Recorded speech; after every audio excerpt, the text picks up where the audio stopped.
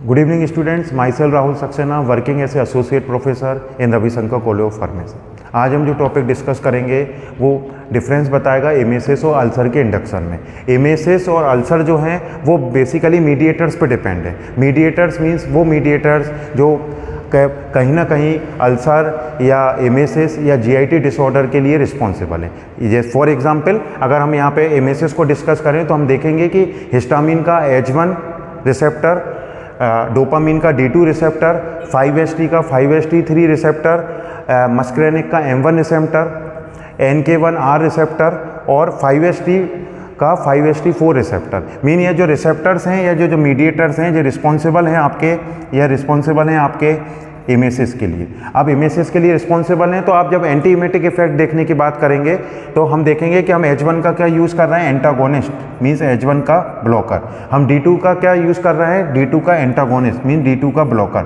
5-HT3 का हम use कर रहे हैं एंटागोनिस्ट मीन्स 5-HT3 ब्लॉकर। इसका मीन्स मतलब ये ड्रग्स हो गई जो कि H1 रिसेप्टर को ब्लॉक करेंगी, एंटी इमेटिक इफेक्ट दिखाएंगी, D2 रिसेप्टर को ब्लॉक करेंगी तो एंटी इमेटिक इफेक्ट दिखाएंगी, ऐसे ही 5-HT3 को ब्लॉक करेंगी तो एंटी इमेटिक इफेक्ट दिखाएंगी। साइमल्टेनियसली आप M1 को ब्लॉक करोगे तो वो एंटी इमेटिक इफेक्ट दिखाएंगी, NK1R रिसेप्टर को ब्लॉक करोगे तो वो यहाँ पे एंटी इमेटिक इफेक्ट दिखाएंगी। बस यहाँ पे एक ही केस आता है जहाँ पे हमें पता होना चाहिए कि 5-HT4 की जब बात आती है यहाँ पे सेरोटोनिन का 5-HT3 रिसेप्टर भी इन्वॉल्व है और T4 रिसेप्टर भी इन्वॉल्व है। लेकिन जब T4 रिसेप्टर की बात करेंगे तो ड्रग यहाँ पे पार्शियल एगोनिस्ट बाइंड होगी ना कि एंटागोनिस्ट। इसका मतलब अगर आपको रिसेप्टर से याद है H1, H का 1, D का 2, 5-HT का 3, फिर M1, NK1R और 5-HT4 तो आप अपने आप इसके जो एंटागोनिस्ट है वो आप लिख सकते हो और एंटागोनिस्ट के रिस्पेक्ट में आपको क्लासिफिकेशन बहुत ईजी वे में याद हो जाएगा और आपको मैकेनिज्म समझ में आ जाएगी कि यह बेसिक फॉलोइंग रिसेप्टर्स हैं या मीडिएटर्स हैं जो कि एमएसएस को इंड्यूस करते हैं। इसका ट्रीटमेंट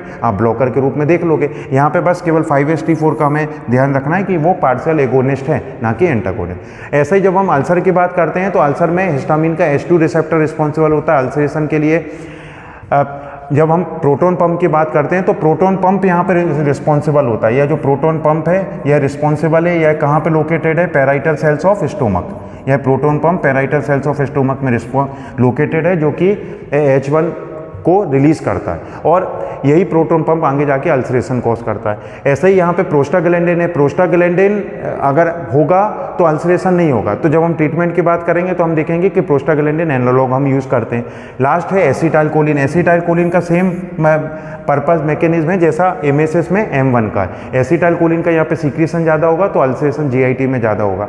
जब आप इसके ट्रीटमेंट की बात करेंगे तो हम यहाँ पे H2 का क्या यूज़ करेंगे, एंटागोनिस्ट। अब यहाँ H2 एंटागोनिस्ट कैसा काम करेगी, H2 एंटागोनिस्ट काम करेगी एंटी अल्सर। यहाँ पे हम प्रोटोन पंप का क्या यूज़ करेंगे, इनहिबिटर। तो जब हम प्रोटोन पंप का ब्लॉकर या इनहिबिटर यूज़ करेंगे तो हम देखेंगे कि वो पैराइटल सेल्स ऑफ स्टोमक पे जाके जो प्रोटोन पंप है उसको सीज कर देगी, उसके फंक्शन को रोक देगी, H आयन का रिलीज रुक जाएगा तो प्रोटोन पंप इनहिबिटर यहाँ पे एंटी अल्सर काम करेगा।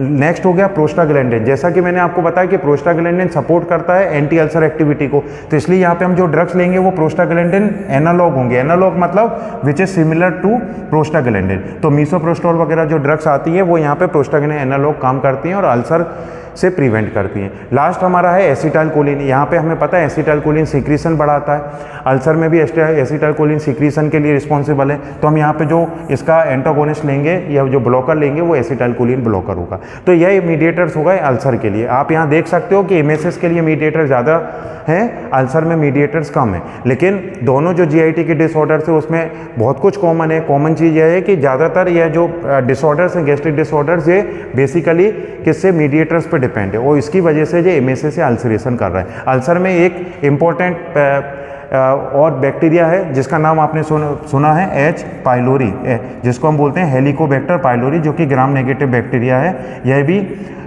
रिस्पॉन्सिबल है अल्सरेशन के लिए। तो यहाँ पे मैंने आपसे बेसिक डिस्कस करा अल्सर के बारे में। अब मीडिएटर्स डिस्कस करें जो कि एमएसओ अल्सर को के लिए रिस्पॉन्सिबल है और फिर उसके बिहाफ में उसका ट्रीटमेंट। ठीक, थैंक यू।